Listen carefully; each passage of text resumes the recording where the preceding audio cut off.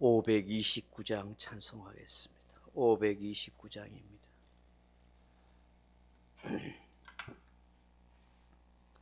찬송가 529장입니다. 온유한 주님의 음성 내 귀에 속삭이네. 내 마음 문을 두드리니 곧 주님을 영접하라. 피하지 말라. 피하지 말라. 우리가 곁길로 피해도 맘속에 오시리. 심판날 당할 때 주님을 너 맞을 준비해. 맘속에 주님을 영접하라. 주 영접하라. 사랑의 주 예수 친히 이 땅에 내려오사 문 밖에 서서 기다리니 참 놀라운 사랑이라. 피하지 말라. 피하지 말라. 우리가 곁길로 피해도 맘속에 오시리. 심판날 당할 때 주님을 너 맞을 준비해. 맘속에 주님을 영접하라. 주 영접하라. 주님이 부르는 음성 널 받아주시나니 회개한 내게 임하시오. 끝까지 늘 도우시네. 피하지 말라. 피하지 말라. 우리가 곁길로 피해도 맘속에 오시리. 심판날 당할 때 주님을 너 맞을 준비해. 맘속에 주님을 영접하라. 주 영접하라. 주님의 은혜를 받고 너 주를 영접하라. 마음은 활짝 열어놓고 너 주님을 영접하라. 피하지 말라. 피하지 말라.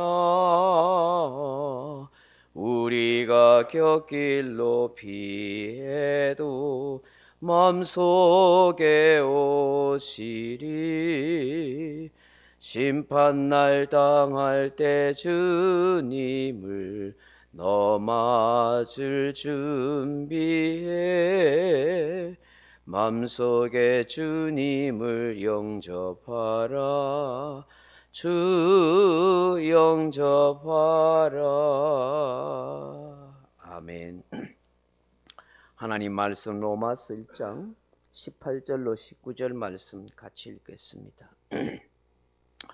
로마서 1장 18절에서 19절입니다. 하나님의 진노가 불의로 진리를 막는 사람들의 모든 경건하지 않은가? 불의에 대하여 하늘로부터 나타나나니 이는 하나님을 알만한 것이 그들 속에 보임이라. 하나님께서 이를 그들에게 보이셨느니라. 아멘. 사랑하는 성도 여러분, 죄로 인해 끝없는 절망 속에 빠질 수밖에 없었던 인류에게 종교는 희망의 빛이 되어 왔습니다. 특히 기독교는 죄로 인해서 죽을 수밖에 없는 인간들에게 구원의 십자가를 통해서 영원한 소망, 영원한 희망을 선포하였습니다. 그러나 기독교는 언제나 소망과 희망만을 이야기하지는 않습니다. 그것은 인간을 구원하시는 하나님께서는 또한 모든 불의를 미워하셔서 악한 자들에게 진노하시고 심판하시는 분이시기 때문입니다. 오늘 본문에 보시면 하나님의 진노에 대해서 말씀하십니다. 진노하시는 하나님이라 그렇게 말씀합니다. 헬라어에는 진노를 의미하는 두 단어가 있습니다. 하나는 투모스고 하나는 오르게라 하는 단어입니다.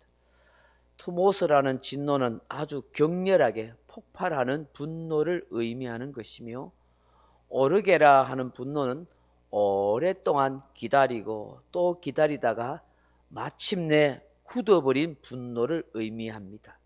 오늘 본문에 사용되는 이 진노는 오르게라 하는 단어로서 하나님의 진노가 순간적인 감정의 폭발이 아니라 오랫동안 참고 또 참고 기다리시다가 마침내 드러나는 진노라 하는 것을 강조하고 있습니다.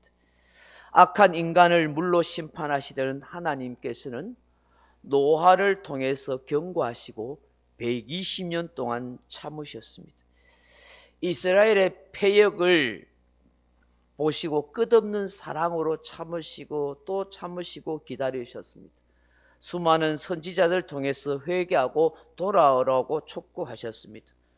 그토록 오랫동안 참으시던 하나님께서 마침내 진노의 칼을 빼드셨습니다. 아수르에서 북이스라엘이, 바벨론에 의해서 남유다가 망하고 말았습니다. 하나님의 사랑은 진노를 오랫동안 참으십니다. 그러나 오래 참으셨기에 이제 나타나는 진노는 더욱 엄중하다 하는 것입니다. 오늘 본문 18절에 하나님의 진노가 불의로 진리를 막는 사람들의 모든 경건하지 않은가 불의에 대하여 하늘로부터 나타나나니 라고 말씀합니다. 하나님의 진노가 하늘로 쫓아 나타난다는 것은 무엇을 의미할까요? 여기에는 두 가지 의미가 있습니다. 하나는 하나님의 심판의 권능이 하나님께 있다는 것입니다. 심판의 권능이 하나님께 있다는 것을 말씀합니다. 모든 피조물의 생명에 주는 창조주 하나님이십니다. 그러므로 심판 또한 창조주 하나님의 권한에 있다 하는 것입니다. 그래서 바울은 모든 피조물이 하나님의 심판 아래 있다는 것을 선언하고 있습니다. 따라서 심판의 권능을 지닌 하나님의 진노를 아무도 피하지 못한다 하는 것입니다. 둘째로 하나님의 진노가 하늘로부터 나타난다는 것은 하나님의 진노는 완전한 의로움이라 하는 것을 말씀하는 것입니다. 하나님은 의로우심으로 하늘로부터 나오는 진노 또한 의롭다는 것을 말씀하는 것입니다. 하나님은 인간과 같이 편견이나 자신의 이해에 의해서 진노하시는 분이 아니시고 완전한 공의가 되시는 하나님이시기에 그의 심판 동안 의로우셔서 사람이 각기 행한 대로 심판하시는 것입니다.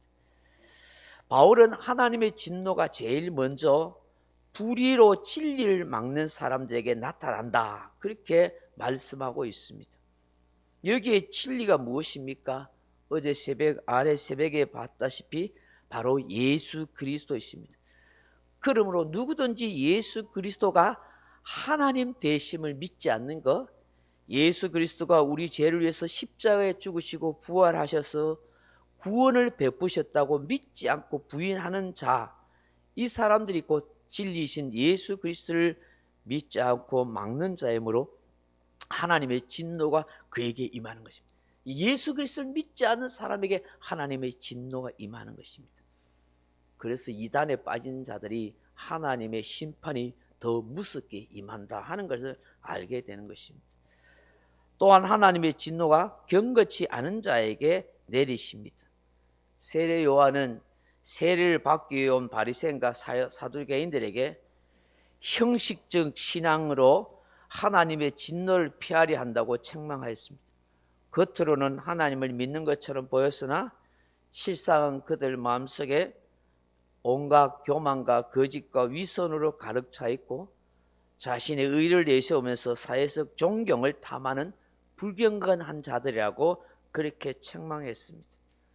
그래서 세로 요한은 하나님의 진노를 피하기 위해서는 회개에 합당한 열매를 맺으라고 외쳤습니다. 하나님을 믿는다는 것은 그 말씀대로 행함에 있습니다. 그러므로 아무리 예배의 형식을 준수한다고 해도 하나님의 뜻을 따라 진리대로 행치 않고 불의한 행동을 하는 사람은 하나님의 심판을 받을 밖에 없는 것입니다. 19절에 보시면 하나님께서 이렇게 불의로 진리를 막는 자들, 불경건한 자들, 불의한 자들에 대한 하나님의 심판이 그들 마음에 하나님을 알만한 것으로 보이셨다고 말씀하고 있습니다. 바울은 하나님의 진노가 나타날 때 누구도 하나님을 몰랐었노라고 핑계치 못할 것이라고 선언합니다. 그것은 하나님의 형상을 따라 지음받은 인간은 누구나 하나님을 인식할 수 있는 능력을 받았기 때문인 것입니다.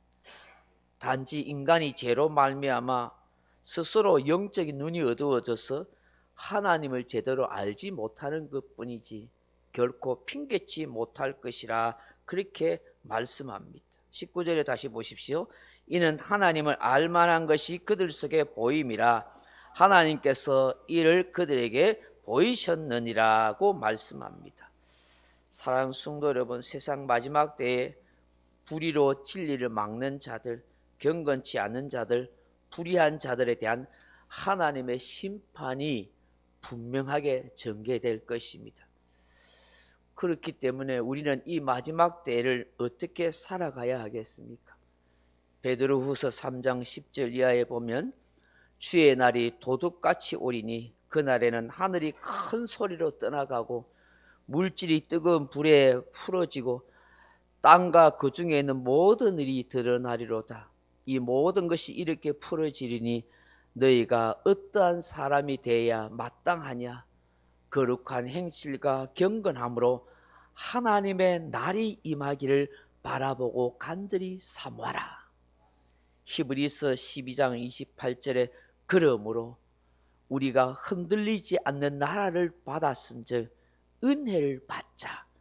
이로 말미암아 경건함과 두려움으로 하나님을 기쁘시게 섬길지니 또한 감사하는 자가 되자. 그렇게 말씀합니다. 오늘 이 새벽에 이 말씀을 묵상하면서 거룩한 행실과 경건함으로 하나님의 날이 임하기를 바라보고 사모하는 우리가 되게 하옵소서.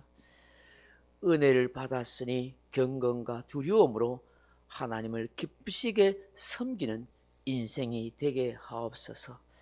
그렇게 기도하는 저와 여러분 되길 주님의 이름으로 축원합니다. 각자 기도하시다가 돌아가시기 바랍니다.